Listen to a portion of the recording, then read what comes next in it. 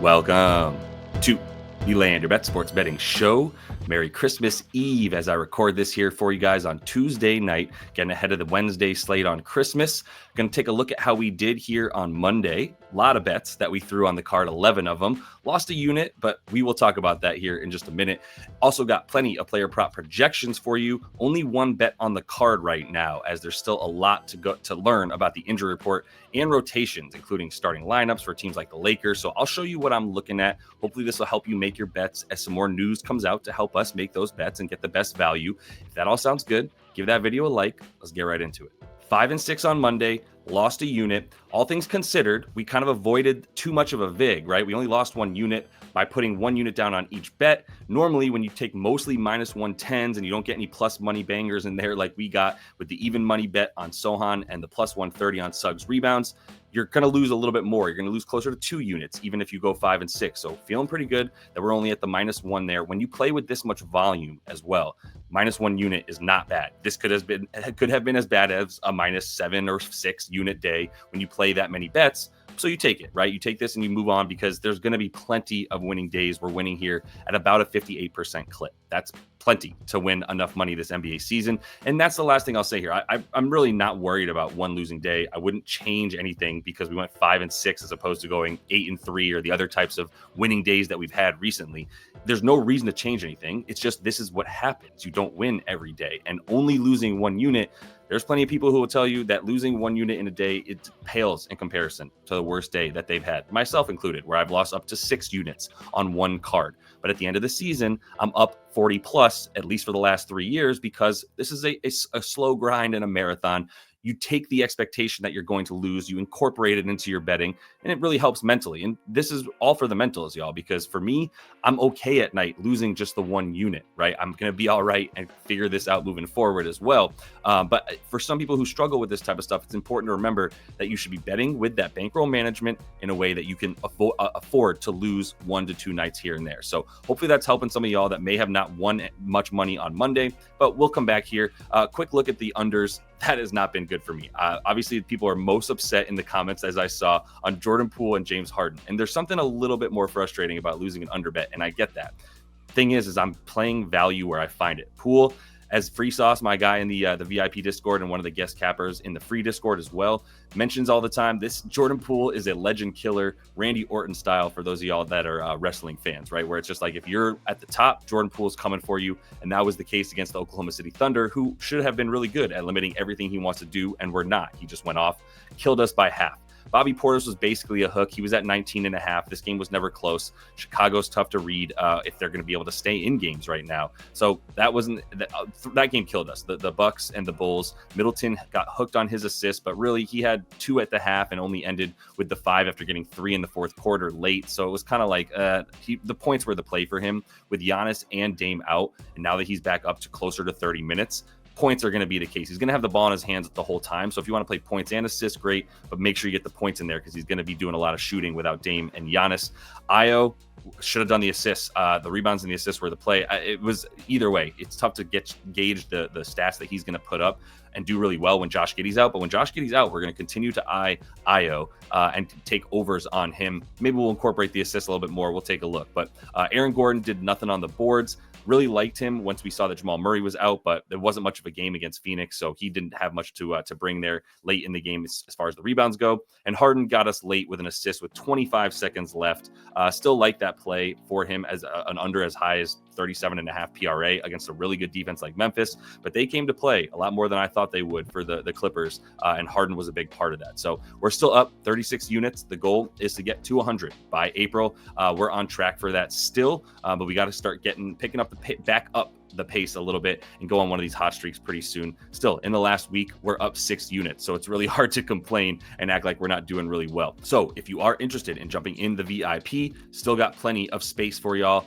Use the link in the description of the video, getting access to the bets that I'm playing when I play them so you don't miss anything, but also some access to betting support, one-on-one stuff with myself, not just asking me, hey, what do you think of this bet, that bet, but I'm meeting with people one-on-one to help them trim some of the bad habits and get better at sports betting by incorporating some good habits. So if you do want to do that and have some one-on-one sessions and some consultations, that's a big part of the VIP as well. So hope to see y'all in there.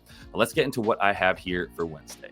As always, going to be using Props Madness with you guys. So if you do not yet have an account with this platform, which I'll be showing you exactly how I'm using it here and on the live show, which we do every day, 5:30 p.m. Eastern, I'll be going through this stuff, show you how to use it. If you do not yet have it and would like to jump in on the action, use promo code LYB when you do sign up. You'll get 25% off of the GOAT platform here for all things basketball research. But let's kick it with the Spurs and the Knicks. And before we even look at this stuff on Props Madness, talking about Jalen Brunson, Cat, and all these guys, I just want to show you what it looks like for the Knicks when they're playing with the 5 guys that are getting the most minutes for this team, right? We know it's Brunson, Hart, Cat, Mikal Bridges, and OG Anunoby. This is called Fantasy Labs. This is where you can see how players play on court with certain other guys and how they play when other guys are off court, right? And so you can help really control the lineups that you expect to see. Well, we know that the lineups that we should expect to see for the Knicks are going to predominantly be the starters because they're basically all at like 35 minutes or more on the season, and they're going to keep playing with each other and at the same time. So when you look at them per 36 minutes, or when they're on the floor together, if you look at their stats together, if they were on the floor for 36 minutes with this lineup, which they're not always out there for the entire game with these guys, but they're out there for about 18 minutes per game with the starters and that exact lineup. In that situation, Jalen Brunson looking at about 22 points per 36 minutes. And I bring him up first because it's tough for me to still take too many overs for him. When you look at him at 24.5 points, that's about what his average is on the season, 24.6. You can see that here on Props Madness. And then you can see the amount that he's gone over. This is less than half the time on this season. 42% of the games he's had at least 25 points. That's not a great hit rate. And it's not just because, the hit rate, maybe there were some injuries here and there. No, it's really just because he's shooting fewer shots than he did last season before Cat got here and has been incredible for this team. So you can't get mad at anybody for feeding Cat and getting him the ball. He's at about 24 points per 36 minutes.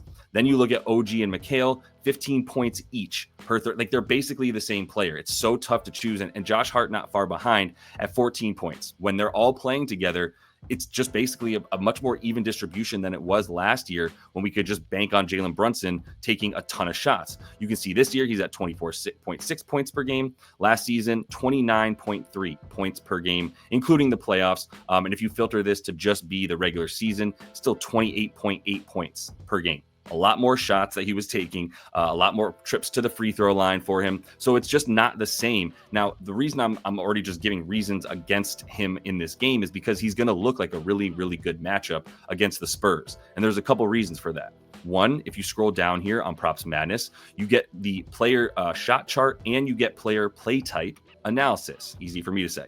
The play type analysis shows you the percentage of points that a player is scoring off of a specific play. So when they run the pick and roll, which Jalen Brunson runs a ton, he's scoring a third of his points, 32% of them, off of the pick and roll play as the ball handler. So he's getting into the action with Cat as the screener, and that's how he's scoring the majority of his points. As a result, he's also scoring the majority of his points off the pull-up. So let me pull up NBA Advanced Stats and look at the opponent shooting against the Spurs, right? If you look at this on NBA Advanced Stats, you can choose opponent shooting, and you can specifically select pull-ups. So you can see what players who are taking pull-ups, how are they faring against the Spurs, right? Well, the Spurs give up right here overall the third highest frequency of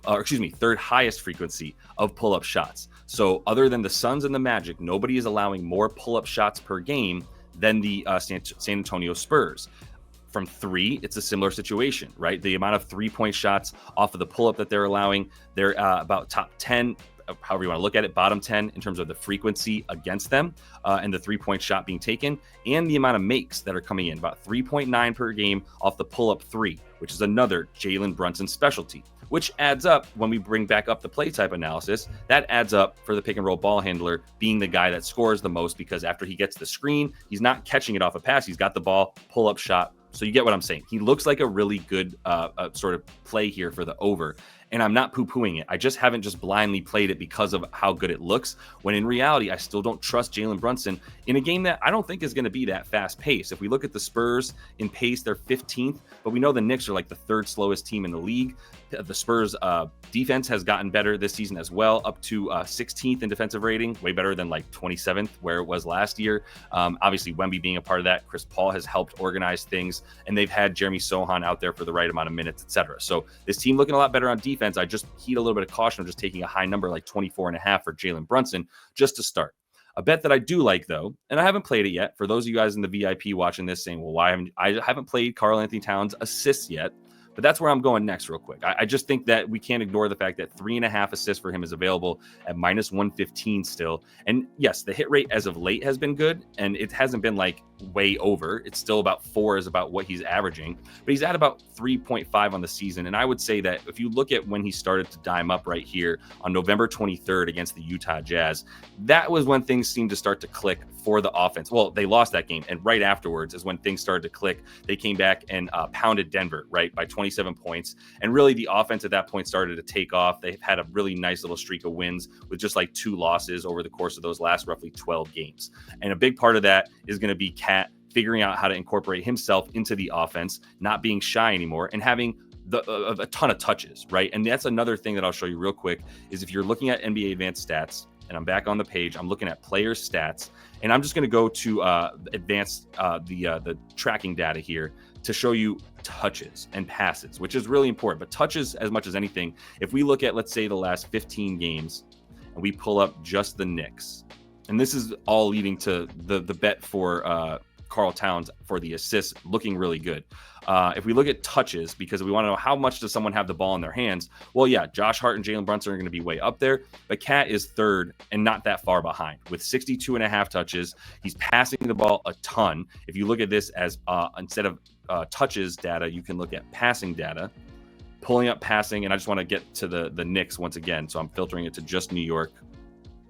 And I'm going to look at the last 15 games when, once again, this is since I feel like Cat has really incorporated, and part of this is the eye test, but Cat has really incorporated himself into the offense as a key player. 40 passes per game, looking at about 6 potential assists with a really nice rate of assists in that time frame, averaging 4.1 over the last 15. So I think in this matchup against a team like the Spurs, who give up the 11th most assists to centers, I think Cat over 3.5, anything to about minus 125, that's going to be a really good bet. And I'll just put in this one little afterthought for those of you still not mad at me for not putting up the bet on the screen. I could not have been more clear about Cat over 3.5 assists. So hopefully you got that in. I'm a lot less bullish on Mikal Bridges and OG Anunoby because they score predominantly off the catch and shoot.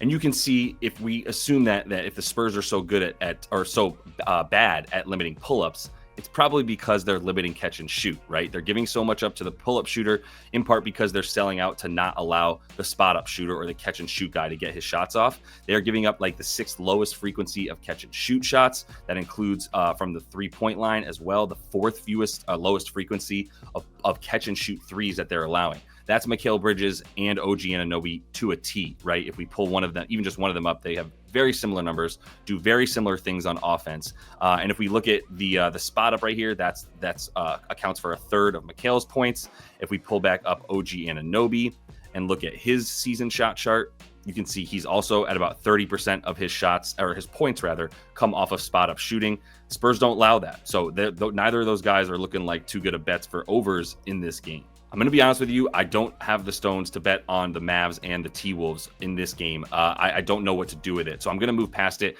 Once we get to the playoffs or end of the season, when we can bank on a few more things like minutes and the way that these rotations are going to go for both of these teams, especially the Mavs, then I'll come back to this game and try to find some stuff. But what I've got for the 76ers and the Celtics, going to be dependent on injuries. So I don't have too much, but the one bet that I know I could probably make regardless of injuries is going to be the Tatum rebounds, which if you saw the last episode, it's just something I'm going to keep going back to. The reasoning being Tatum actually gets more rebounds with Kristaps than without. The other thing here is we talked about this with Jeremy Sohan when we took him over rebounds against the 76ers just last night on Monday, and that hit. A little bit lucky that it hit, which we could talk about as well. It was lucky because he had 5 rebounds in the first quarter, and then he ended up guarding the point guard, Tyrese Maxey, on the 76ers, and that took him out of position to rebound. But that wasn't until Joel Embiid left and Maxey was doing everything. So things kind of got weird, but we still got the Sohan bet to hit for us. It should have hit cleanly if Joel Embiid didn't get tossed after 14 minutes of action. So it's the same concept here for Tatum as Sohan, though. Tatum is an athletic wing who gets a lot of boards and goes after those boards, and that's what you want to take against the 76ers. Guys like, say, Josh Hart, athletic rebounders who aren't as tall. Tatum very tall, but they're coming in from a different spot. They're coming in from the wing because Joel takes so much to box him out, so he can't get the offensive rebounds, that the center, right, like in this case, Kristaps, is going to have their work cut out for them trying to defend and limit Joel Embiid. They're a lot less likely to get the rebounds. Plus, you've got the added factor that when Tatum plays with Kristaps, you can see it this season. I'll just put Kristaps in for Tatum. The rebounds are up at 11.6. When you take Kristaps out, and we could dive more deeply into this, but I'll leave it at this for now, 8.4. So that's about 3 rebounds fewer when he's played with Kristaps this season. If you look at him last season, this holds true against the 76ers as well. If I hit head-to-head right here, I can see the 2 games without Kristaps against Philly, he had 8 and 7 rebounds with just 8 rebound chances and 13 rebound chances. But when we change this to with Kristaps versus the 76ers last year, over in both of those. So all this holds true with whether it's this season or last, that with Kristaps Porzingis, Jason Tatum's much better for the boards, averaging about 11.5. So I'm going to take him for even money at over 9.5. One more look that I put it on the card, and I know I made you wait, but I'm taking the King to get 22.5, and I think you can still get that. 22.5 on Caesars is minus 125. I think that's playable to minus 135 for LeBron James against the Golden State Warriors. And you can call this chalk, and I don't really care. But when I can feel like LeBron James is going to be motivated to beat a team, then I'm going to take him in his points, right? I'm looking at LeBron James last 8. And I don't even need to do that. Let's do last 4, and I'll do last 8 because honestly, it goes that far back. Regular season games versus the Warriors. And look, I'm not saying that you just take this and bet on it, but like I think this is a moment in time where they need a win after an embarrassing game against Detroit.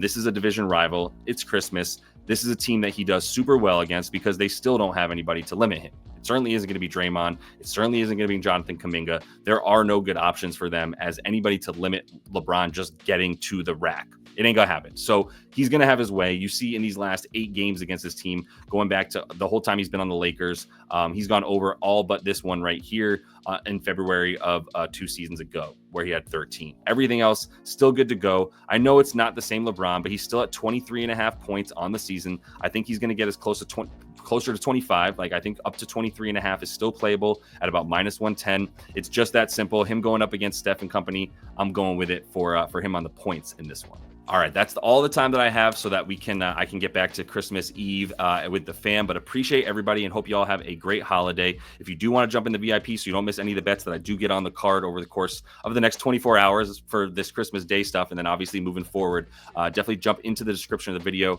check that link out. And until I see y'all next, happy betting.